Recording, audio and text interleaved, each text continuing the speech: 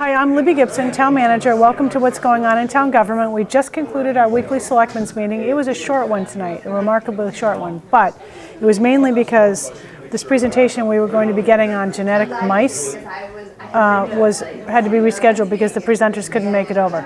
So the genetic mice thing has to do with like genetically engineering the mice to be resistant to tick-borne disease. That's the purpose of it. And I'm told it's going to take a very long time to get to the point where we would decide whether to do it or not. But the point now is to start getting the information about what it would be like. So we're not totally sure when they're going to come back yet, but we're thinking sometime in April. So in other selectmen news, we had a couple of announcements. Lauren Sinatra, our energy coordinator, was here, and she gave a great announcement. If you're in the municipal electric aggregate, which you are, unless you have opted out, we just did a competitive bid for the electric rate, and it is about a 17% savings over, I guess, the national grid rate. And Lauren has more information on that. We're going to push it out. Wait a minute. Does this mean, you said everybody, you are in it, so does that mean? Residential, sorry. If you're a resident of Nantucket, Yes. you are, about a year ago, we put everybody in what's called a municipal aggregate. And you were in it unless you decided to opt out. And the purpose of the idea behind the aggregate is that everybody goes in together to get a better rate, and it seems to be working that way at this point. So can people that opted out get back in? You can opt back in, but there are time frames. So, okay, what you can't do is realize that the municipal aggregate rate is better, so you're gonna, if you opted out, you're gonna opt back in. You can't jump around like that. Oh, I'm gonna do it. No, you're not. Anyway, so we had 17%. Yeah, it's pretty good. That's fantastic. Yeah, so Lauren's got more information I'm about still that. putting solar panels on my house, though. Well, everybody should probably do that. I think so. Yeah, I mean, why not? Absolutely. Okay, the chair gave an update about Nantucket Association of Real Estate Brokers, NAREB. They just gave a donation to the African Meeting House for repairs from the incident, the graffiti incident. Yeah. So that was very nice. Terrible. Rob McNeil, DPW Director, gave a little update on the South Beach Street road reconstruction and assured us that that is expected to be done before Daffodil Weekend, so that is great. Those were our main announcements. We're going to get a new liquor license on Main Street. The business that was formerly Arno's, and then last year it was called the Lobby Bar and Market. That didn't work out, and so Lemon Press is going there. Are they going to keep their little shop? No, I don't think so. I think they're out of there. So they're going big time. They're going big time. We also did 2018 seasonal liquor license renewals, and in the biggest news of all, the Board of Selectmen changed their name from Board of Selectmen to Select Board. The members will be called members, select members, not select men, and the chairman is going to be called the chair, which most people already call it that, but it's formalizing it into a policy. So next week at our meeting, we will have a draft policy for the board to consider and quite possibly adopt that lays this out. Now, the policy theoretically can be changed by future boards if they ever decided we don't want to do that anymore. They could change the policy back through a simple vote of the Board of Selectmen, but I don't really see that as happening. There is a warrant article on the 2018 annual town meeting warrant that goes a little bit more, goes more official to change the name, so it can't be changed back unless it's through this process. This is going to be called the Select Member The Select Meeting. Board. It'll be called the Select Board meeting. The Select Board meeting. Yep. Okay. Yep. So we'll get a little bit, we're going to also talk about what documents will be changed as a result of this policy. So that was big news. It was historic, as one of the members said. Are they doing this all over the country? You know, I don't know about all over the country, but it seemed to be trending in Massachusetts. Is it have anything to do with, like, Me Too and the change of all that? Probably. Okay. Yep. All right, next week, March 28th. Oh, by the way, that's my sister's birthday. If you see her around, tell her happy birthday next week. Okay, what do we got? We've got some different event and noise bylaw requests for sort of summer events.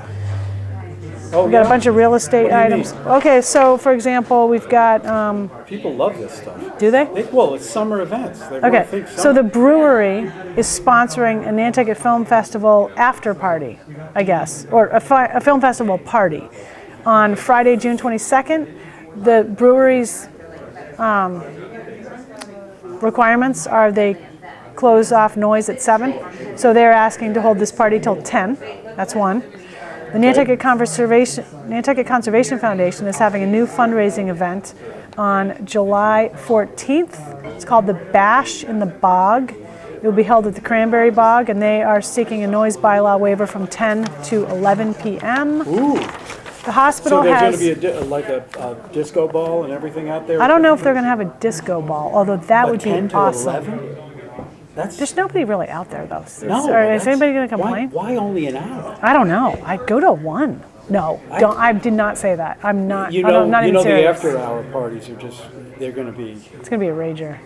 No, they'll say 11, but it'll go to 1, easy. no, it won't. They're very responsible over there at NCF. Hospital, the Boston Pops event. I guess that typically has a noise bylaw waiver from 10 to 11. And we all know Right. about that. And the Boys So these Club. people have to come in and get this approved? They have to come in, or Well, the they board is- submit an application, and usually Amy, the business license manager, will kind of handle it for them. Yeah. The Boys and Girls Club has their summer event, the Summer Groove. That's held on Saturday, August 18th, and they get a noise bylaw waiver from 10 to 11. huge. It's huge. Okay, we got a bunch of real estate next week because it's Real Estate Wednesday, and then next week's big attraction is going to be a review with Town Council of the recently adopted marijuana regulations. They're out. We're going to talk over what they mean for our town. And That'll be interesting. yes, there was an article in the Globe this past Saturday about pot shops. That was the title of it, pot shops something. And it was sounding as though a lot of towns are banning them. And it was kind of all about what that means and what the intent of the law was and all that stuff. But it was interesting because there are some requirements that need to be met if medical establishments want to go to retail. And we do have one. The board has approved, at this point, one medical marijuana dispensary. It's going to open up on Amelia Drive. And they have started the process to seek a retail sales license. Now, they can't actually get it until our moratorium is over, which is December 31st, 2018. But they're starting the process. So it looks like we are going to approve our pot shop. We have a moratorium, again, until the end of the year. And if we don't change our local zoning bylaw between now and then, and we don't have anything about this on the annual town meeting warrant because we were waiting for these regulations to come out, as most towns were. That's why they did moratoriums. But they're out a bit later, I think, than people thought. Maybe they're not. I'm not sure what the timing was on that. But it was, in any event, too late to do anything at town meeting. So if we were to do something, we'd have to do it at a special, potentially in the, whenever we schedule one, probably the fall. I can see why the towns are not allowing them, because if you allow one, you have to allow others, because you can't just say they're the only monopoly in town, right? Well, there might be something in the regs about the numbers and something you can adopt relating to the number of liquor licenses you have, but I mean, generally, You know what I'm talking? yes. I mean, you got to have at least more than one. Yeah, I mean, yeah. It wouldn't be right just And to I'm give not them sure, all the I business. guess we'll probably learn through this regulation kind of overview what's happened with the transportation issue for Nantucket, because we have this transportation issue with getting it here across federal waters. I don't know if that's been solved yet. So that's what's coming up next week. And we're working to finish up prep for town meeting, Tuesday, April 3rd. Gino, you and I did a show earlier in the week about some of the capital projects that are on the warrant and on the subsequent ballot. We've got some videos People with will be able to watch that probably at 8 o'clock every night. Great. Coming up. Yeah, okay? And thank you very much for doing that. We Sure. got some other videos with NCTV. We've got Meet the Articles with the Nantucket Civic League this Saturday from 1 to 3 here in the community room at 4 Fairgrounds Road. going to the Town Association next Tuesday. I did Rotary today. We've got a voter's guide to the warrant articles that we're working on. That will be available at town meeting and online just prior. The warrant ought to be mailed out anytime now. Be looking for it in the mail. You're going to get it anytime. And that's about it. You got anything else? That's going to do it, Libby. All right. Thank you very much. See you next time.